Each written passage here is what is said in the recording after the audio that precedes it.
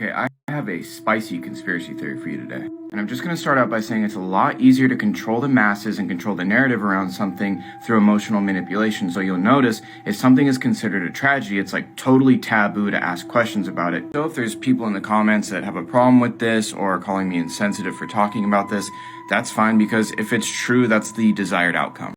This is the crew of the 1986 Challenger space shuttle mission. Infamously, on January 28, 1986, the space shuttle exploded right after takeoff. The disaster was broadcast on live television to 40 million viewers. Two men, Bob Eberling and Roger Boisjolly, worked tirelessly to warn NASA about an issue with the shuttle's O-rings, making calls and warning anyone that would listen going all the way back to October the prior year. They warned that if these O-rings were used on a launch on a day that was below 40 degrees Fahrenheit, that there would be a catastrophe. But of course, no one listened, which automatically kind of makes me think they wanted the catastrophe to happen. Roughly 80 seconds after the launch, the shuttle exploded and all 7 crew members lost their lives. This is Judy Resnick, an engineer and pilot aboard the Challenger mission. In 2013, an eagle-eyed internet user found Judith Resnick, a law professor at Harvard Law School. Some people were a little taken aback by the identical name, age, and likeness, so they started digging. This is Michael J. Smith, also an engineer and pilot aboard the Challenger shuttle,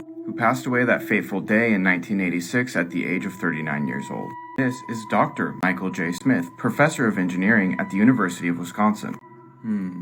This is Sharon Krista McAuliffe, arguably one of the most famous things about the Challenger mission. She was supposedly just a teacher that was picked at random to be one of the astronauts, which made it all the more tragic when she passed away due to the Challenger disaster in 1986. This is Sharon A. McAuliffe, also a law professor who received her degree shortly after the Challenger disaster. Dick Scobie was the commander of the mission.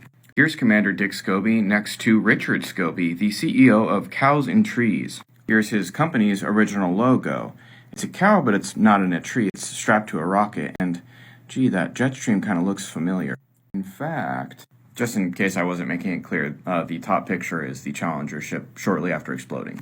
So, Astronauts Ronald McNair and Ellison Onizuka both passed away when the Challenger shuttle exploded. Miraculously, it was found out that they both had twin brothers, Carl McNair and Claude Onizuka. But ancestry searches were done for both Carl and Claude, and there was no birth records found.